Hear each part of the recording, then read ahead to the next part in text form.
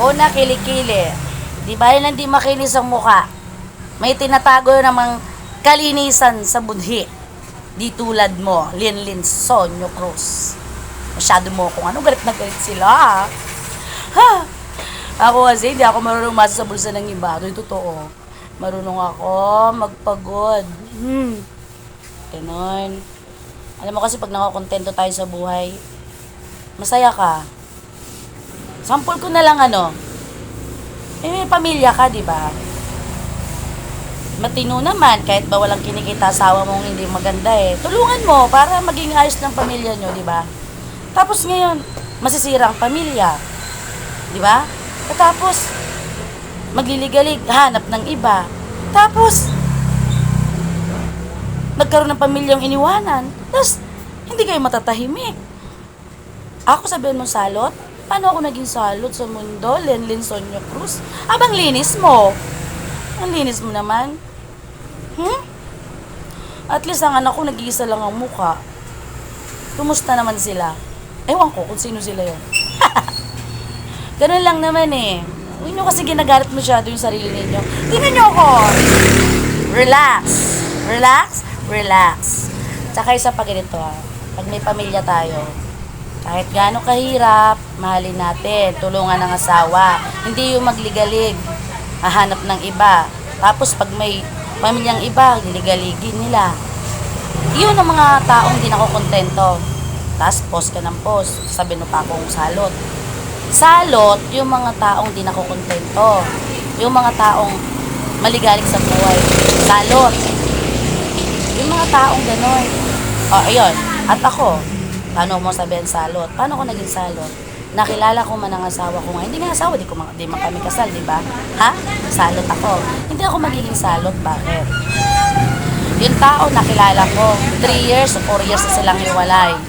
Ngayon, dinampot ko. Kaya naging maayos ang pamilya namin. Kahit paano, okay naman. Binibigay ko, tulong kami, parehas. Ganon, salot ako.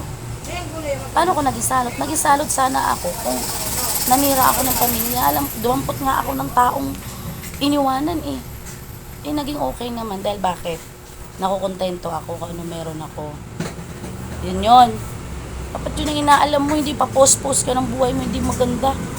Tahimikin mo kaya yung buhay mo. Ay, hindi ka naliligalig. Yung kung anong meron tayo, makontento. Para tahimik ang buhay. Tahimikin nyo rin yung mga taong gusto manahimik. Kung hindi ka nakisawsaw dun sa away ng iba, wala tayong ganitong isyo. Bakit hindi mo tanggap yan? Hindi mo tanggap na sinabi ang katangon niya mo. Tapos ngayon, kung ano sabihin mo sa akin. Salot ako. Mag-ispalto ako. May paraan yung ispalto. Kaya nga may ispalto, di ba? Normal yun. Sa'yo. Ha? Yung kinis mo, linis mo talaga. Para sabihin mo kung abang linis mo. May paraan yung akin. Sa'yo. Yung budig ba? Ay malilinis pa? Pag natutuhanan kasi kayo, huwag kayong galit. Masyado kayong Ako kasi totoo ako magsalita. Kung ayaw sa akin, ayaw ko. Ganun ako. Hindi kasi ako mapilit sa Tsaka isa pa. Hindi ako mahilig makipag sa inyo. Pinatulan lang kita dito. Bakit? Request granted. Gusto mo yan. Gusto mo. Para malaman mo rin bakit ganit ka sa akin. Sinabi ko lang naman ang totoo. Kasi ako, alam nyo, busy lang ako. Busy ang buhay ko sa paghanap buhay. Sa pagkakayod ng sarili. Para hindi umasa sa bulsa ng iba. Ganun lang yun. Dapat ganun ang pinupokus sa buhay nyo. Hindi yung may mga pamilya kayo, liligalig kayo, tapos di nyo matanggap ngayon na ganyan kayo. Sasabihin nyo pa, salot ang tulad ko. Paano naman maging salot ako? Salot ba yung pangalawang pamilya, salot na? Pangalawang pamilya lang, salot na? Pwede ba ang ganon? Nagligalig kayo, kaya iwan-iwanan ninyo. Pagkatapos, sabihin nyo yung duwampot sa iniwanan ninyo, salot na? Di wow. Wow. Naman kasi, huwag kayong magpakitang tao. Pakitang tao yung mga ginagawa ninyo. Ako to. Hindi nyo gusto? Di wow. Pagod ako maghanap buhay. Mamaya magbibilang lang ako ng mga barya-barya Sa konting barya, kontento ako. Yun lang ako. Hey kayo! Higil nyo. Gayahin nyo lang ako kung gaano ako ka-relax. Tsaka gayahin nyo lang kung di ko kaya paanohin to. Eto. Eto.